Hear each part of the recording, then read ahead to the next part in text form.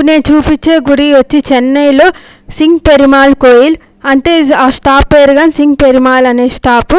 మన చెన్నై సెంట్రల్ నుంచి local train ఎక్కితే ఈ స్టాప్ వస్తుంది. ఇది చాలా పురాతనమైన గుడి, 8th century నుంచి ఉంది. శ్రీ లక్ష్మీ నరసింహస్వామి స్వయంభూగా వచ్చిన గుడి ఇది దేవుడు. అట్లాగే శ్రీ మహాలక్ష్మి అమ్మవారు ఆండాళ్ అమ్మవారిగా ఉంటుంది, చాలా పెద్ద గుడే. ఇప్పుడు మనకి ఇక తమిళనాడులో పురతాసి మాసం జరుగుతుంది, ఇంకా లాస్ట్ ఒక వారం ఉంది. అది అయిపోయినట్టే దీపావళి వచ్చేస్తుంది. అట్లా మన నవరాత్రి రోజు గుళ్ళు అని పెడతారు కదా తమిళనాడులో వాళ్ళు, ప్రతి గుళ్ళోనూ ఇవి పెడతారు ఈ స్టెప్స్. ఈ ఎస్పీ కోయిల్లో మాత్రం అన్ని దేవుళ్ళు ఉన్నారు, అట్లా రామాయణం భాగవతంగా నుండి. పురతాసి మాసం అంటేనే వెంకటేశ్వర స్వామికి లక్ష్మీ నరసింహస్వామికి చాలా ప్రీతిమైన, జనాలు ఎక్కువ ఉంటారు, 2 hours అయినా పడతారు ఈ దర్శనం. చాలా ప్రసాదాలుగా బాగుంటాయి ఈ గుళ్ళో.